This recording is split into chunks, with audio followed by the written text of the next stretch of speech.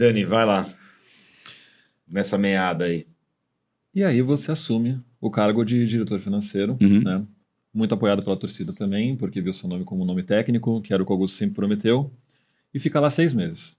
Sai em 7 de Nossa, junho, foi né? só 5 meses? 5 meses. É porque entra em janeiro, sai em 7 de junho, né? Isso. Teoricamente, o último balanço, o último balancete que eu entreguei foi o de abril, né? E quando eu saio na primeira semana de junho, ainda não estava fechado o de maio. Certo. Mas eu saio dia 7 de junho, isso aí. E uma coisa que eu ouvi você comentar no seu vídeo, inclusive no Instagram, e você também abordou mais ou menos no podcast de ontem. Você fala muito sobre o futuro, né? Que a gente precisa pensar no futuro do Corinthians e que é melhor olhar para o futuro do que para o passado. Mas você não acredita também que seria importante você fazer uma defesa pública do que você fez como diretor, até para as pessoas perceberem, para a torcida perceber, que o que você defende hoje não é só discurso? Porque o torcedor está muito machucado. Você deve compartilhar comigo essa visão, né? Sim. Muitas promessas quebradas, uma gestão que está aí agora, que prometeu muita coisa e não cumpriu praticamente nada. E o torcedor está cansado de ver gente dizendo que trabalha pelo Corinthians, que quer o bem do Corinthians, mas e quando teve a chance de fazer, o que ele fez, né? Eu vi algumas coisas que você defendeu, que você disse que fez enquanto gestor, inclusive no cumprimento do orçamento, por exemplo. Você não acredita que é importante fazer essa defesa do que você fez e se você executou o que você defende, até para o torcedor ter mais boa fé em cima do que você diz hoje sobre o clube? Cara, o que eu posso te afirmar, né? Dentro do modelo de gestão do clube, você tem ali uma concentração de poder na mão do presidente. É um sistema presidencialista. Tá? No final do dia, ele que assina, ele que decide. Tudo o que acontece naquele balanço é decisão dele. Tá? O financeiro, gente, o financeiro não vende. Tá? O financeiro não decide gastar. O financeiro, ele amarra as pontas e ele viabiliza as coisas que a direção quer fazer. Tá? Que eu posso garantir para vocês? Que uma coisa uma das coisas que mais me incomoda quando eu leio os comentários, eu falo assim, esse cara é mais do mesmo. Não sou não, cara. Não sou não. Assim, o que eu trago de diferente para a mesa? Eu já toquei empresa que fatura dinheiro de hoje 1 bi por ano. Eu já tive equipe de 700 pessoas, com grandes empresas me pagando para fazer isso. Tá? Eu não sou uma pessoa que vai me deslumbrar com um negócio desse tamanho chamado Corinthians. Lógico, a exposição é completamente diferente, mas o tamanho do desafio já é uma coisa incorporada na experiência profissional. Então, cara, o que eu posso te dizer com relação ao período que eu tive lá? A gente fez a diligência dos números, né, acompanhamos lá o fechamento de 23. Quando você olha o balanço de 23, diferente do de 24, ele tinha arena consolidada. Tá? Ele mostrava ali em detalhes o que era receita extraordinária e o que era receita recorrente. Né? Então, ele foi feito com toda a transparência que um balanço precisa ser feito para ter apreciação das pessoas, tá? para ter uma análise clara. Esse balanço de 24 foi dificílimo de analisar. Né? Linhas reclassificadas, números que mudaram, mas enfim. Com relação ao tempo na gestão, existia um grande desafio inicial, que a gestão começou com o clube. Primeiro, né? Você olhando de fora, você vê lá o balanço, você tem lá no curto prazo, tinha lá, sei lá, 450 milhões de dívida de curto prazo. Nem no primeiro dia na cadeira. Durante a transição, você descobre que daqueles 450, 370 estão vencidos. Então não é curto prazo, é sem prazo. Né? Meu Deus. É não prazo. Tá? Aí, a recomendação qual que era? O que a gente está fazendo hoje, na RCE, a gente não, né? O clube está fazendo hoje na RCE foi a recomendação de 1 ano atrás. A gente está 1 ano atrasado com a RCE. Ou extrajudicial, ou RJ, tal. Teve até uma pergunta no podcast ontem com relação à recuperação judicial. Cara, não dá para começar com a judicial. Né? Você tem que entender qual que é o teu condomínio lá, tua assembleia de credores. Né? Então, poxa, começa com a RCE, entende o problema, tenta resolver com a RCE e coloca em prática o plano de pagamento. Né? Cara, o Júlio Mandel, que é a pessoa que hoje toca esse processo da recuperação, do regime centralizado de execuções.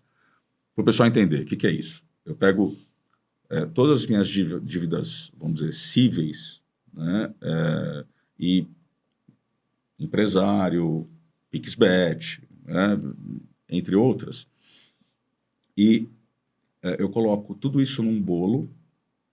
Esse bolo, ele é parcelado em 6 anos, com autorização do juiz, tá? Ele é parcelado em 6 anos. Se em 6 anos eu conseguir quitar 60% disso, eu posso parcelar os outros 40% para mais 4. Então, na prática, eu pego tudo que está vencido e falo assim, juiz, eu quero pagar, eu preciso de fôlego para isso e eu tenho esse plano de pagamento para ser homologado aqui.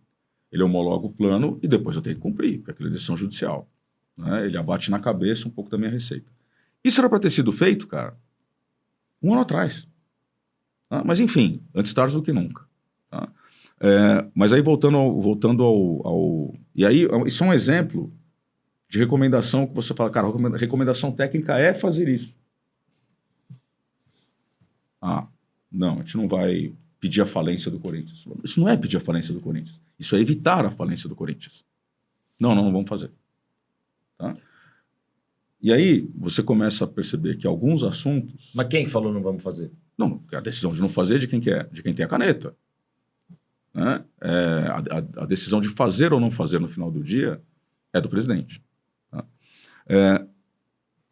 E quando você começa a ter assuntos onde a recomendação técnica ela perde para a recomendação política, e assuntos que são espinhosos, né?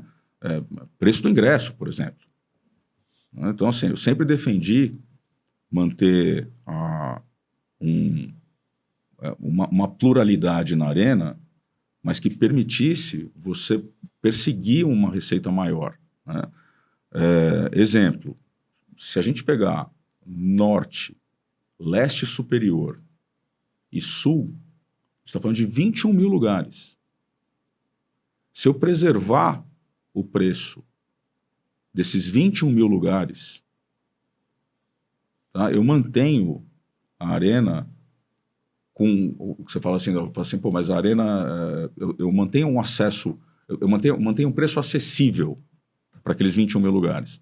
Os outros, cara, se eu tenho fila para comprar cadeira na Oeste, quer dizer que está barato. Né? E assim, tentei mexer nesse preço. Não deu certo. Não, mas eu prometi que não ia mexer no preço. Tá? Vamos ganhar dinheiro na arena de outro jeito. A gente vai potencializar marcas lá, essas marcas vão pagar pelo resultado. Vocês estão vendo, cara, precisou de vaquinha. Né? Então, olha a capacidade de mobilização. E a vaquinha ainda foi pro balanço, hein? Então aí quando eu vou lá, aí eu tenho que ouvir que eu fui reprovar as minhas contas. É piada, né? É piada. Vamos lá. As contas, além de todos os vícios que elas tinham lá, que falei para você de reclassificação de contas, tinha aquela história de que essa despesa não é minha, é do ano passado. Assim, gente, tá bom, tem coisa lá que se de fato está errado, tem que corrigir. Mas contingência é uma coisa que você faz não necessariamente para pagar. Né? Você faz a contingência para se precaver. A contingência ela é uma boa prática. Tá? Quando você olha os 4 itens lá que estão listados no balanço, dizendo que isso aqui é problema da gestão passada, é da gestão passada desde 1910. É isso que eu ia te perguntar. Qual que é o presidente do Corinthians que pegou o clube no azul? Nenhum. Realmente. O Miguel Batalha. O Mário Gobi. Não sei, eu estou perguntando aqui. Talvez A primeira gestão do Andrés foi muito Tanto positiva. que depois veio os frutos. Né? A do Mário também. Imagino até que o Roberto começa a ter problema, tanto que o Roberto fez antecipação da Nike, lembra dessa história? 2015 ali depois. Né? Isso, ele antecipa um dinheiro importante da Nike, né? Mas enfim, tem 2 itens ali no balanço. Exemplo, a negociação do ISS foi assinada em 24. Tá? Multas que foram recebidas em 24. Cara, o fato gerador está em 24. Sabe? Aí não é questão de defender... Desculpa. Pode pôr mais para trás um pouquinho. Tranquilo. Aí não é questão de defender a OB, porque também eu vi que falou assim, o cara está passando o pano para a gestão anterior e tal. Tecnicamente, não faz sentido você dizer que tem que reabrir o balanço, porque você tem uma despesa que foi originada em 24, que você está dizendo, mas isso aqui era do outro ano. E outra, parece que o pessoal não entende que as contas não foram reprovadas só porque teve 180, só, entre aspas, né? Muitas aspas, só porque teve 180 milhões de déficit. Isso do ISS é interessante porque se você olhar os termos do acordo, né, é um ISS sobre bilheteria. Exato. De um modo geral, que todos os clubes de São Paulo são processados pela prefeitura, porque ela entende que tem que ter esse valor e os clubes questionam. Normalmente se coloca como um valor remoto a se pagar, porque normalmente os clubes ganham e isso vai se protelando. O Corinthians escolhe fazer esse acordo, porque estava havendo um impasse na prefeitura, esse valor era de 140 milhões, na verdade, e havia ali na comissão de tributos esse processo administrativo correndo, e aí em junho de 24 o clube escolhe fazer um PPI, né? PPI. PPI. É um programa é um refinanciamento, né? O que muita gente conhece como refis. Sim. Todo ano a prefeitura abre esse prazo para as empresas fazerem acordos de tributos, né? E esse prazo expirava em junho e o clube escolhe 2 dias antes de expirar o prazo fazer esse acordo. Então ele diminui a dívida de 140 para 76 milhões e paga em 120 meses. Só que não é dívida de 23, é dívida de 2014 a 2023, são 10 anos de ISS. Então vai reabrir as contas do Roberto, do Duílio, 10 anos de conta vai reabrir? Porque tem ingresso de 14 que a prefeitura está cobrando? Me parece fazer pouco sentido realmente também. Quando o auditor fiscal deu essa justificativa, não, mas a comissão de tributos em 23 já falou que tinha que pagar, então tem que estar em 23. Parece fazer pouco sentido porque são 10 anos de tributos, né? Bom, essa para mim não faz sentido e a outra da multa, então faz menos sentido ainda. Né? Como é que eu vou como é que em 2023, né? Imagina, eu estou lá em 24 fechando o balanço de 23. Como é que em 23 eu vou dizer assim, olha, eu acho que o ano que vem eu vou receber tanto de multa em tal mês? Né? E aí tem outra discussão, né, Daniel? Quando você fala em contingência, você fala em perda provável, não no valor da multa. Né? Porque assim, o valor da multa, cara, normalmente... exemplo simples, você tem um processo trabalhista, tem lá um valor atribuído à causa, porque tem adicional noturno, periculosidade, dano moral. Folga aos domingos. Isso aí. Folga, como é que é? Hora extra do não descanso remunerado. Descanso remunerado, DSE. Aí, quando você vai para o juizado, né, você está lá no processo, você faz um acordo. Então, o que era 3 milhões de causa vira 50 mil de acordo. Então, não é pelos 3 milhões que você produz, é pelos 50 mil. Né? Então, eu acho que tem aí com muita tranquilidade, dá para dizer que, tecnicamente, isso não é motivo de reabertura de balanço. Isso é motivo do ajuste que foi feito lá. E está publicado. Né? Não sei se vocês percebem, cara, para abrir 23, agora tem que reabrir 24. Sim. 24 está lá publicado. Tá? Mas, enfim, só que não queria perder o primeiro ponto da tua pergunta, que cara, infelizmente, eu fiquei pouco tempo, eu fiquei 5 meses. Tá? O grande desafio do meu início de trabalho era viabilizar financeiramente a primeira janela. Porque, de novo, essa gestão recebe o clube sem caixa, sem crédito e sem elenco. Então, o elenco tinha que ser remontado. Tá? Se as escolhas foram as corretas, obviamente não sou eu que escolho. Com exceção do Garro, talvez, com certeza. O Garro, com certeza. Mas as outras contratações... Então, Mateuzinho também agora. Mas eu ia até emendar uma pergunta sobre isso, sem querer te... Não, só deixa eu falar uma coisa. Todo mundo criticou a primeira janela com todas as forças. Se você pegar o time campeão paulista, ele tinha 5 jogadores da primeira janela. Tudo bem, Rosal, Jogando mas no isso final. não significa que as escolhas foram feitas corretamente, que os Beleza, valores foram que os pagos, valores- que Não, valia. O Félix Torres não vale o que vale, agora querem se livrar dele. Assim, Era nessa linha que eu é. ia falar, porque a torcida muitas vezes fala isso, né? Não, mas o Rosala estava lá no financeiro e o clube gastou 150 milhões nos jogadores. Que autonomia Mas ele financeira... não avalia o jogador, Então, né? O financeiro, pelo que eu saiba, se o financeiro começar a falar que o jogador se meter no jogador, aí também fudeu, Não, entendeu? Mas tecnicamente não tem a não, parte claro. salarial? Tecnicamente Por exemplo. não, evidente. Então, essa é a questão Mas- que pega. Mas, por exemplo, dentro da rotina de trabalho Certo. que foi colocada na gestão de início, existia uma autonomia, uma liberdade do financeiro de, quando recebia ali uma notícia sobre uma contratação, chegar e falar, pô, você está gastando 40 milhões em um jogador, em um só jogador, e isso aqui pode ser problemático para as nossas contas. Existia essa abertura? Cara, médio. Médio. Né? Médio. O que existia, por exemplo, uma consulta do futebol. Quanto que eu posso gastar? Tá. A resposta era nada. É porque não não deveram tinha mais de nada, 1,5 bilhão e meio, A resposta era 2 nada. Eu falei assim, bilhões. ao contrário, você me fala o que você quer gastar e eu te falo como é que eu resolvo o problema. Aí a resposta que vinha era, vou dar meu jeito. Aí eu falei assim, então, deixa eu te falar, não dê seu jeito. Porque o seu jeito, o boleto chega aqui. Tá? O que foi o combinado depois da gente bater bastante cabeça? Né? Porque gente, o financeiro brigar com o futebol existe em todo clube, em toda circunstância, e tem que existir. Tem que existir. Ninguém gosta do cara do financeiro, porra. Qualquer não é empresa pra que você gostar. for, você não gosta do cara do financeiro. É o chato que porque breca ele tá lá as pra coisas, te atrapalhar. né? Ele Não breca é pra- tudo. Mas é porque ele Ele vai... vai É o cara que não vai te deixar gastar. É, exatamente. Vai brincar. Hã?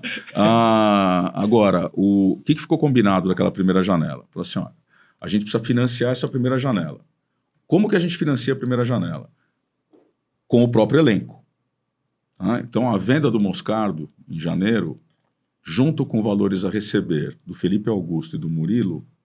Que era tudo venda da gestão passada. Se né? você era a venda da gestão passada, Isso. mas tinha valores a receber no mercado. Quando a gente, são ativos que saem do elenco. Sim, percebe? sim. A pior coisa que tem é você, imagina, eu tenho uma dívida na pessoa física. Aí eu não estou conseguindo pagar essa dívida. Eu preciso pagar. Aí eu vou lá, vendo o meu carro, pago a dívida. Fiquei sem carro. Né? É mais ou menos a mesma coisa quando você fala assim, pô, vou vender um atleta para pagar uma dívida. Perde patrimônio, né? Você tem que você- vender um atleta para trazer outro atleta, né? Isso, você gira o elenco. Isso. Tá? Isso. Então, o que tinha sido combinado com relação à primeira janela? Então, assim, cara, o que tem o valor do Moscardo financia o primeiro ano de despesa dessa janela. Se vocês pegarem na ponta do lápis, o que ficou para o Corinthians do Moscardo foi tipo 90 milhões de reais, se vou ter 88 milhões de reais. Pega quanto a gente gastou no primeiro ano da janela, vai bater na ponta do lápis, cara, que era o dinheiro que tinha. Tá? Quando a gente fala de antecipar Murilo e Felipe Augusto, vocês devem lembrar, alguns jogadores estavam com direito de imagem atrasado no começo da gestão. E aí, quando a gente coloca esse dinheiro para dentro, a gestão coloca tudo isso em dia. Né? Outra coisa que ficou combinada, que o custo mensal do futebol ia ficar em 21 milhões por mês. Tá? Isso foi totalmente descumprido nas últimas janelas. Né? Hoje a gente deve estar com um custo de futebol na casa de 30 milhões por mês. A terceira maior folha do país. Não falta dinheiro para o futebol. Falta eficiência na alocação dele. Tá? E só para terminar a questão do tempo que eu fiquei lá, cara, se você pegar o balancete de abril, ele tem lá um déficit acumulado de 7 milhões de reais. Se você pegar o balancete de maio, que não fui eu que fechei, mas eu estava lá até a data, ele tem um déficit acumulado de 22 milhões de reais. Até maio. É natural. Por que eu falo que eu estava cumprindo o orçamento? Porque, cara, você tem concentração de receita de campeonatos, está falando de brasileiro, Copa do Brasil e a Sul-Americana ou a Libertadores, que estão no segundo semestre, você tem uma concentração de receitas no segundo semestre, principalmente no que diz respeito à premiação. Sim. Tá? Então, só para efeito de comparação, o que a gestão, o meu último mês de participação na gestão, ele estava 22 milhões negativo em 24, no acumulado até maio, Comparando com maio de 23 era 66 milhões negativo no mesmo período. Tá? Então, tenho a total tranquilidade de dizer que isso foi controlado, a gente tinha um controle orçamentário com o apoio lá da consultoria, da Ernst Young, por área, a gente fazia reuniões periódicas com todas as áreas, de apresentava o orçamento de cada área e todo mundo respondia receita e despesa de cada área. Tá?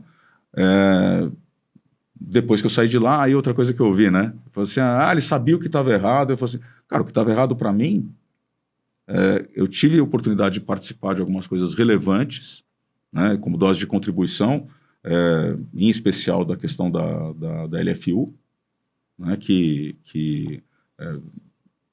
o Augusto foi, quando teve a reunião da Libra, o Augusto não podia ir, eu fui representando ele, na época a nossa relação ainda estava muito boa, essa relação foi se desgastando ao longo do tempo, em especial pela questão assim, cara, eu tenho, a recomendação técnica é essa, não, mas eu vou fazer a política. Eu falei assim, cara, você vai fazer a política, você não precisa de mim. Mas é bem isso, né? E não precisa. Dane-se o financeiro, eu vou gastar então, 300 assim, bilhões aqui. A grande crítica é essa, cara. A grande crítica é você chegar no final do ano, né, e, de novo, você chegar no final do ano e falar assim, pô, você gastou 100 milhões a mais do que você podia. E essa bomba estourar no financeiro, com certeza. Sempre estoura. Sempre estoura. Sempre estoura. Então, só para reiterar, cara, é o famoso se essa casa fosse minha, né? Se eu tivesse a caneta, a primeira coisa é não vai passar de 20 milhões por mês a folha total, ponto. Em outras palavras, o Augusto fez uma gestão irresponsável? Cara, eu vou tentar te responder da forma mais clara possível. Ele não tinha um plano. Ele foi fazendo para ver o que dava. Saiu com o navio e aí sem GPS. E aí depois, no final do ano, ele... que chegou, foi parar lá na... No final do ano, ele pediu para alguém contar uma história para ele do que aconteceu naquele ano. Caraca. Uma gestão muito reativa, né? Então, tudo aquilo que ele falava na campanha... Bom, eu fui até o limite onde eu conseguia conviver com isso, né? Depois que eu saí, eu continuei ajudando em algumas frentes, né? Continuei ajudando na LFU e hoje continuo ajudando lá na RCE, mas sim, você fala assim, puta, o que você sabe de dentro da administração, do financeiro? Nada, cara. Nada, não tem mais acesso a nada lá. Você trabalharia de novo com o Augusto Melo? Com o Augusto, não.